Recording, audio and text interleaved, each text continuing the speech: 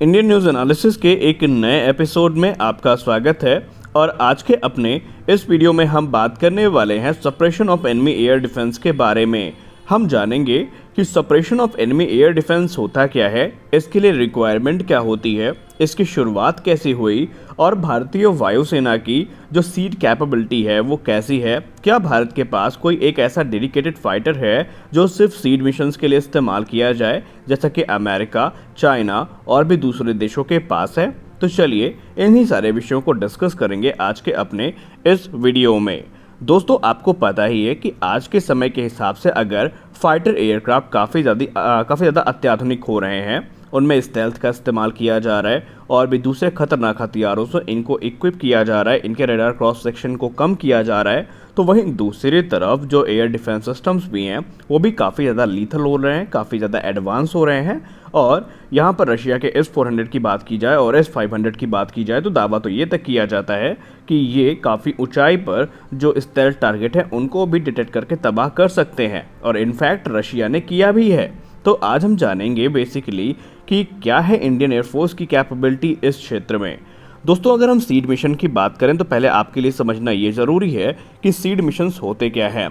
दोस्तों, सीड का मतलब होता है suppression of enemy air defence. अगर हम साधारण शब्दों में बात करें तो किसी भी वायुसेना के द्वारा दुश्मन के जो एयर डिफेंसेस हैं उनको तबाह करने का जो ऑपरेशन होता है उसी को हम कहते हैं सीड मिशन, यानी suppression of enemy air defence. और इसका इस्तेमाल किया जाता है हाई जैमर्स के सहायता से, एंटी रेडिएशन मिसाइल्स की सहायता से या फिर डायरेक्ट स्ट्राइक से। ठीक है, तो अगर सीड मिशन नहीं करेंगे तो दिक्कत ये होगी कि जैसे ही कोई भी वायुसेना दुश्मन के क्षेत्र में घुसेगी तो वो तुरंत दुश्मन के जो एयर डिफेंस सिस्टम्स हैं उनकी नज़र में आएगी और काफ़ी ज़्यादा नुकसान होने की संभावना है।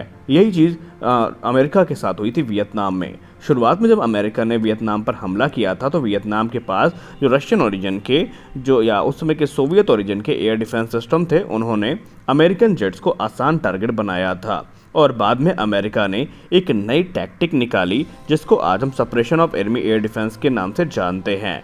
इस मिशन के अंतर्गत होता ये था कि अमेरिका पहले एक जहाज़ को अंदर भेजता था और जैसे ही सोवियत जो एयर डिफेंस सिस्टम है उस जहाज़ के ऊपर मिसाइल को लॉन्च करते थे तो तुरंत उनकी पोजीशन को रिवील कर देते थे, और उसके बाद जो जहाज़ अमेरिका ने भेजा है उसके पीछे कई और जहाज़ होते थे जो लोकेशन रिवील होने के बाद एयर डिफेंस की उसको तबाह कर देते थे।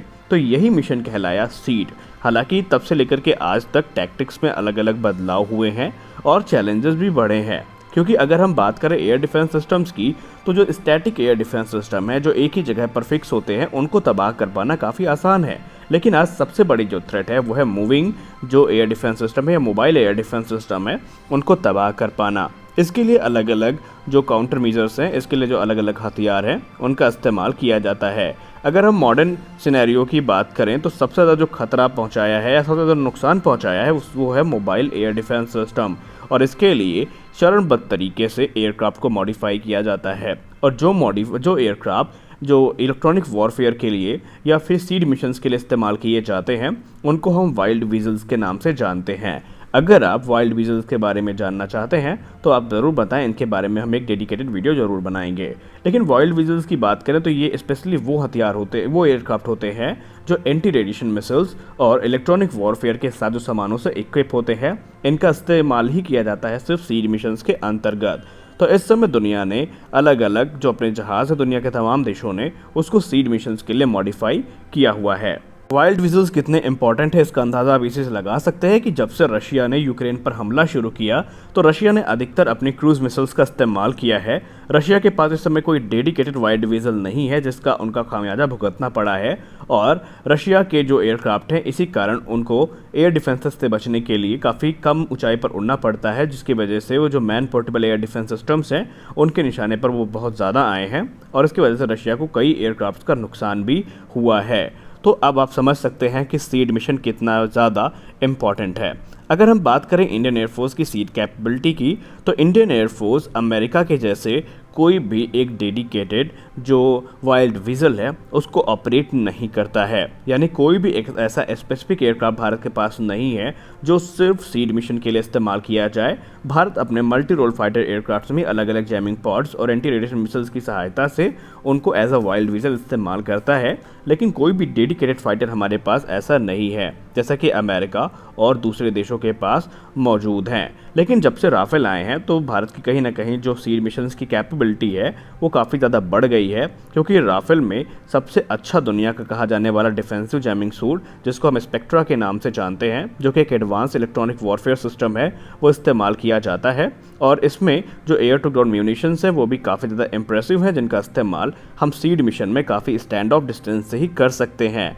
लेकिन अभी भी अगर हम इंडियन एयरफोर्स को देखें तो इंडियन एयरफोर्स एक बड़ी संख्या में रशियन एयरक्राफ्ट का इस्तेमाल करता है, जैसे कि सुखोई 30 MKI, जो कि सीड मिशंस के लिए कैपेबल हैं। और कुछ रिपोर्ट्स की अगर हम बात माने तो दावा ये किया जा रहा है कि कुछ चुनिंदा जो जहाज़ हैं उनको भारत वाइल्ड वीजल में कन्वर्ट कर सकता है, जो कि रशियन ओरिजिन के सुखोई हो सकते हैं, क्योंकि सुखोई में पहले से ही Russian KS-31P anti radiation missile Rudram 1 का इंटीग्रेशन हो चुका है। आने वाले समय में इनको रुद्रम 2 और रुद्रम 3 भी मिलेंगी, जो कि इन्हें सीड मिशन के लिए एक आदर्श एयरक्राफ्ट बनाएंगी। और माना जा रहा है कि इंडियन एयरफोर्स इसी चीज़ को ध्यान में रख करके अपनी ऑफेंसिव कैपेबिलिटी को काफ़ी ज़्यादा इन्हेंस करने वाली है।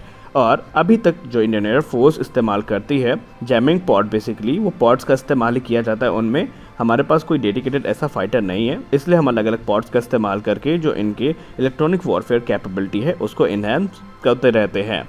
तो अगर हम दुनिया भर के और देशों की बात करें तो तमाम देश इस समय ऐसे हैं जिन्होंने देखा है जो वाइल्ड वीजल्स की क्या इंपॉर्टेंस है, और इसी को ध्यान में रख करके वो अपनी वायुसेना के लिए अलग अलग जहाज़ों का निर्माण करते हैं। अगर हम US एयरफोर्स की बात करें तो उनके पास F-16 CJ है और F-18 सुपर हॉर्नेट पर ही बेस्ड F-18G ग्राउलर है, जिसका इस्तेमाल वो करते हैं। चीन का अगर हम बात करें तो हमारा जो पड़ोसी चीन है इसने भी खुद के एक वाइल्ड वीजल को डेवलप कर लिया है, जो कि J-16D है, जो कि Su-30 की एक कॉपी है, लेकिन उसको उन्होंने हाईली मॉडिफाई कर रखा है।